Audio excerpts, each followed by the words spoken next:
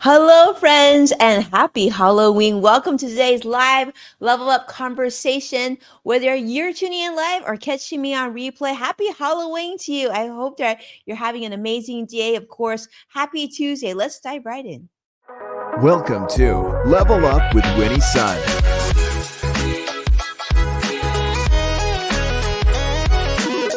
Market updates. Speed round. Award-winning financial pro. And now, get ready. I present to you Level Up with Winnie Sun.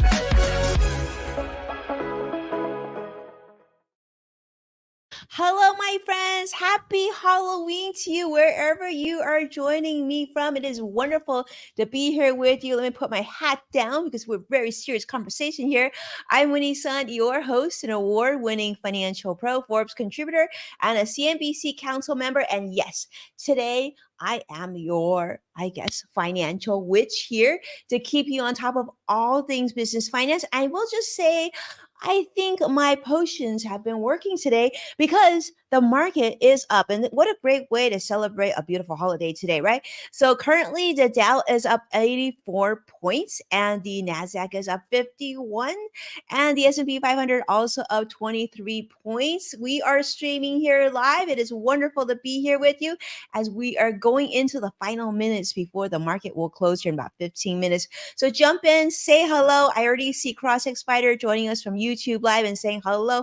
Don't be shy. Come in and let me know how your day is going, of course. Now, we have a special show scheduled for you today in honor of Halloween. We thought we'd do one of those scary financial informational shows. Hopefully you enjoy it. If you were with me last week on our tweet chat, we sort of gave you some of those hints back then, talking about some of the things that are happening in the financial markets with your own portfolio, with inflation, all those things.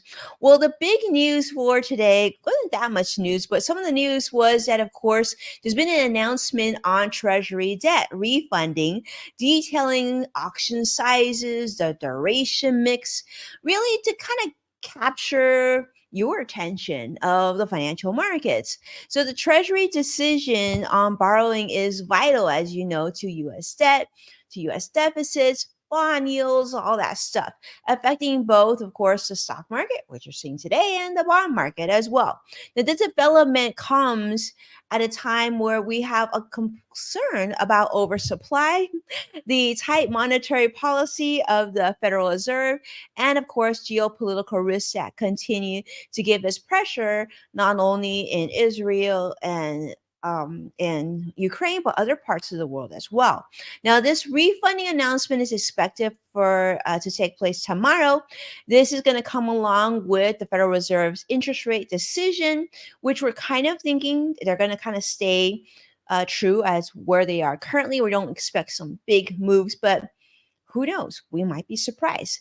But this is going to give us an idea of how we're going to shape and handle the US's substantial debt. Yes.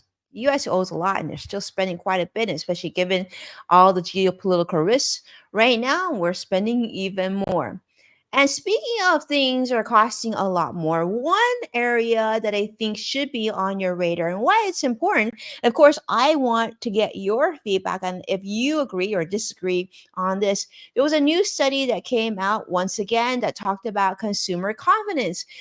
No surprise here, it has fallen yet again. It's dropped now for the third consecutive month in October. This is according to a survey that comes out from the Conference Board. Now, the Consumer Confidence Index is a big deal. This fell over 102 points this month, down from 104 in September, but analysts were hoping and predicting for a smaller drop of about 100 points. So definitely bigger than that. Now, some of the concerns that you might be feeling as well is, of course, rising inflation, higher borrowing costs. Have you seen the mortgage rates lately? And concerns about geopolitical risk and the environment. I'm going to just add in climate change in there because climate change is pretty worrying as well. But Dana Peterson, who is the chief economist at the Conference Board, says that, yeah, absolutely. These are the things that you and I, consumers, are concerned about. We're talking about rising prices in groceries, which includes Halloween candy, gasoline prices, the political situation with the two, parties not coming together. Finally, we have a Speaker of the House. That took hot minute there, and interest rates going higher, and of course more anxiety related to the financial and geopolitical turmoil from all over the world. Not to mention, we got to remember that the Middle East, of course, that there's a lot of tension going out there too. So robust growth still continues here in the United States, even in the third quarter, but consumer spending continues to be strong despite some of the changes that the Federal Reserve has done with higher interest rates. So, you know, if they're going to continue to increase interest rates, but we continue to spend and incomes keep going higher, well, you're never really going to get the price of inflation down, right? So, this potential fear, of course, is leading to more talk about recession. Are we going to go in a full blown recession? Are we not? Consumers continue to reconsider these major purchases, whether it be new cars or new homes, especially since home prices and mortgage rates are still continuing to be on a high. In fact, I just saw on social media today talking about where mortgage rates are and how this is really, I saw an article come out yesterday how this is what they're saying is the worst time to be purchasing a new home or property. Curious to see how you feel about that, right? Thank you, Joshua, on commenting my costume. You know, I wanted to say I had this whole setup for you with my hat and everything, but let me just tell you, this hat's not cooperating, and it certainly doesn't show up on my camera screen. So it's going to sit here, and it's going to keep its witchiness with us throughout this show. Well, there's this other index they call the expectations index, and the expectations index is where they kind of predict the future, right? And how you feel about things. Well, the future business conditions and job availability and incomes. Well, this has again also declined for the second consecutive month. So, although there's some positive in the financial markets, but there's also a lot of concerns, and it sort of continues, especially since now we're also involved in another war offshore and contributing to that financially as well, which never a good thing. Never a good thing. And on that note, there wouldn't be a Halloween show without sharing with you some scary financial hacks, or I shouldn't say hacks, scary financial facts, in fact. So let's tell you about some really scary financial facts. Now, honestly, I could have gone like with almost a whole show just on scary financial facts, but that would be no fun, right? So I'm going to share with you some highlights that I thought were a little scary and some things to think about. First off, the personal savings rate. Now, this is a big deal. During the early part of the pandemic, a lot of people weren't going out, they were staying home, they weren't traveling. Well, a lot of Americans saw their savings rate increase quite a bit. In fact, I even heard some clients telling me, Winnie, I feel like my savings account is ballooning and this money needs to be working a little bit harder than it has been. Well, currently, unfortunately, is standing at a mere 3.9%. This is as of August. So this figure fell significantly, like free fall levels, below the long term average of approximately 8.9%. This was indicated by recent data that's come from the US Bureau of Economic Analysis. So this is not a good thing. Savings have definitely decreased. Inflation is causing things to cost a lot more. So that also means that you probably have less of an emergency fund if you're part of this small percentage of, or this, I shouldn't say, if you have this small percentage of savings. So that's the first thing. The other thing is this, and this kind of piggybacks on the last stat. 35% of US households currently have credit card debt. That's right. In the United States alone, we're talking about various forms of debt. Now we are at a staggering $1 trillion worth of credit card debt.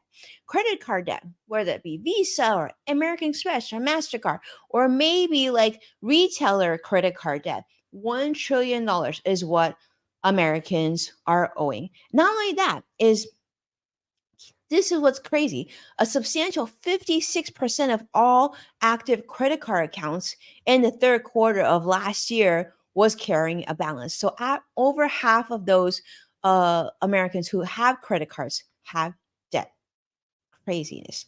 In fact, 57% of Americans don't have enough savings to even cover an $1,000 emergency in their household. This is according to, of course, statistics that are coming out of like how much you owe, and how much mortgage you have, and how much is your income, how much are you saving, and all of that. So those are some of the big things. So whether you have a medical issue, a medical emergency, if you like get a speeding ticket, if you all of a sudden lose your job, or your rent gets upped in unexpected levels, $1,000, where most Americans wouldn't have enough savings to cover that financial emergency. Now, I'm not going to ask you if you're in this category, but I think it's important for us to talk about these things, because as we go into the end of the year, this is the time where you want to kind of reassess how you're saving, how you're spending. Of course, going into the holidays, this is one of the biggest shopping times we see now, and December 31st. So, if you're in this situation and these numbers sort of sound familiar, maybe the thing to do is to spend a little bit less and try to focus on saving a little bit more before the end of the year. And that way, when we jump into 2024, which is crazy, in like 2 months, 2024 will have a little bit more going for ourselves. In fact, I'm actually sort of finishing up on my year end personal finance power moves workshop seminar, if you will. Like, how do you like sort of like a master class on handling your finances before the end of the year? It's almost ready. And in fact, for those of you who are at a company or a group and you are looking for that great topic for you and your organization, definitely reach out to me, because it's almost done and it's really, really good. All right. Speaking of the next topic that I want to share with you, this is not so much scary, but this is kind of cool. And, wouldn't be a show without sharing you something that I think is really, really interesting. Now, for those of you who are using artificial intelligence, AI, maybe you're using ChatGPT like I am quite a bit, there's definitely some limitations to what it can and cannot do. And what's interesting, I found, if you go to like websites like AppSumo and look at like different tools that maybe help you run your small business, or maybe your side hustle, or even at your company, there's a lot of what they call smaller companies that use tools like ChatGPT to their last startup businesses that will enable you pull that data from ChatGPT and do other things like create ebooks or write seminar scripts or all sorts of things. Well, OpenAI has now introduced a brand new beta feature for ChatGPT, which will allow users like you and I to interact with PDF documents like Adobe Acrobat,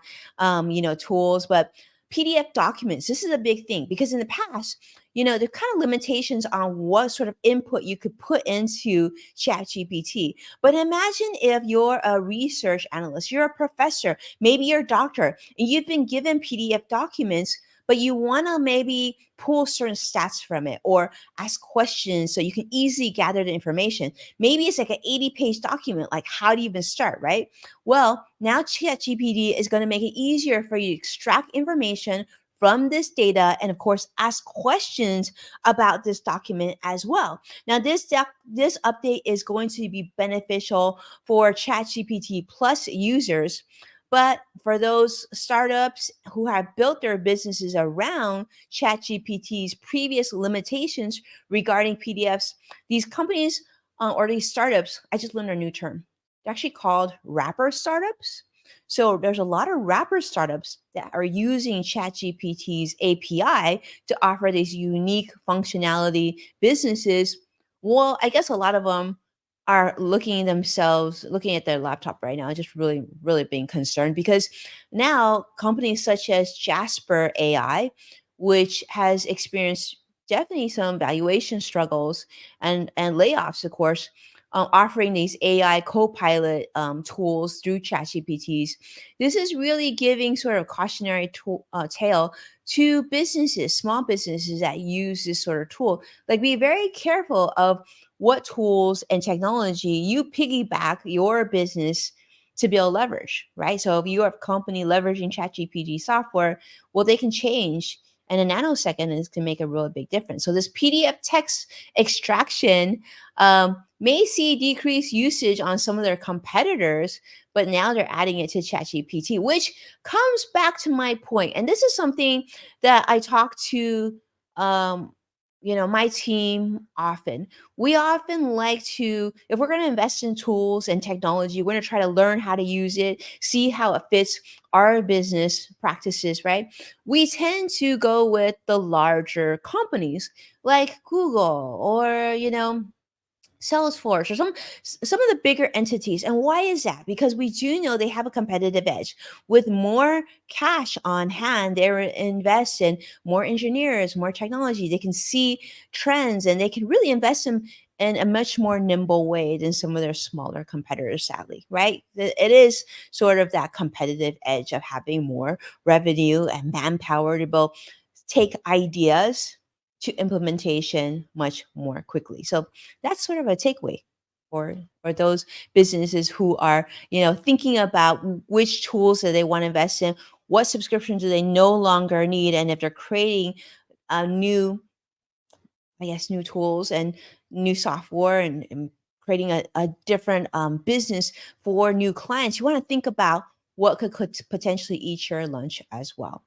Now, speaking of all things scary, this is one article that crossed my table that I really want to share with you because I think it's a one of those public service announcements that if you haven't been following this, you should be warned about this. And so the FDA has come out with a warning regarding eye drops, eye drop products. That's right. So the FDA has warned that their customers in the United States really need to be paying attention to eye drops, the brands they're using, as well as making sure that these things are kept clean.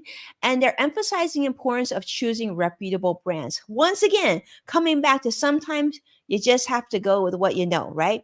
Earlier this year, there was a drug resistant strain of a bacteria which caused a multi state outbreak of eye infections. This has infected over 80 people here in the United States. Now, these infections were linked to lubricating eye drops from companies such as Esri Care and other products. These drug resistant infections, in fact, have created many concerns, leading to not only do they start in your eye and you have bacterial infections, but they can lead to infections in other parts of your body, which can potentially lead to really serious, scary health issues. So you want to be careful. If you have any eye drops in your medicine cabinet or even in your first aid kit, just make sure that you know the source of it. And most important, you know the brand of it. You want to make sure the FDA is cautioning you now. You can go to the FDA's website to cross reference and make sure that you have products that are safe.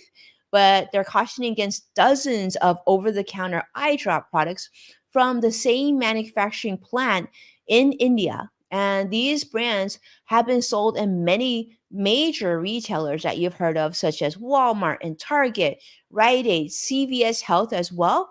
So FDA is currently under investigation to make sure that there's not concerns about sanitary issues, and make sure that the drug production areas are clean and free of this very harmful and dangerous bacteria.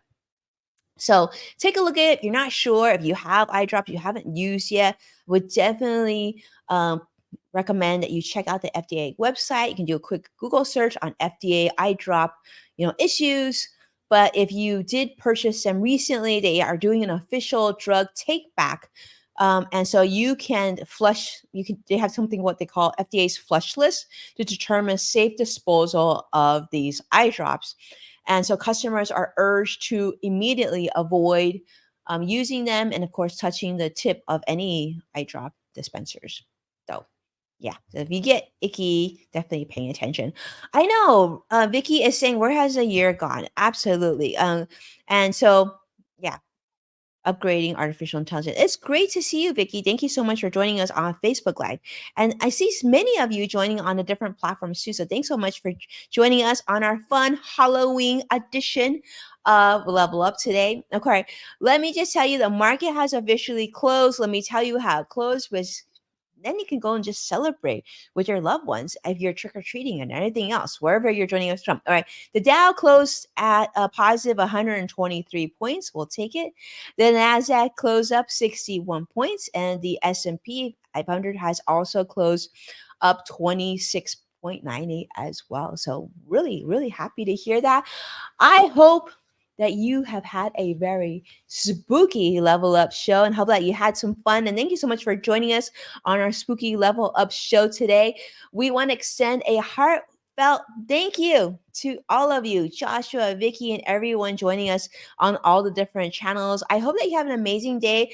If you are out and you're going to be out trick or treating with your family, with your kids, my kids definitely are doing some trick or treating today. And of course, if you found this video helpful, share it. Hit that like button, share the show, make sure to tag me at Winnie Sun so I can properly thank you on a future show like I want to do for Joshua, Vicky, Sadiq, and so many others who have been so grateful. I'm so grateful to you for your graciousness and kindness and your generosity because it doesn't cost you anything to share, but it means all so much to us and everyone who runs this show. So much heart behind this show. I hope you know that. And with full episodes, if you want to check out full episodes, not Halloween episodes, but just full episodes of Level Up with Winnie Sun, definitely tune in to NASDAQ, Amazon Fire, Samsung, LG, Roku, and many other streaming platforms. And of course, thank you so much for being here. And for those of you who also check out Yes Factor with Winnie Sun, which can be found on Apple Podcasts and the LinkedIn Podcast Network. With that, I hope that you have a wonderful day. I'll be back again with you this week. I'm sorry for those of you who were here on Friday. Looking forward to In the Loop. Unfortunately, there was a last minute emergency. Greg couldn't make it. So we're going to probably bring that special show again to you next week. But hopefully, Greg, we're thinking about you. Hopefully, he has a very special member. Like I think I can share with you. He is a fur daddy, and I think his dog had a last minute emergency. So hopefully everything went well there, and we are grateful that he cares about his dog so much, and we support him, and we're excited to see him again this week. But thank you so much, everyone, for being here, and I'll see you very soon, and hope that you have a great rest of your day. Take care. Bye bye.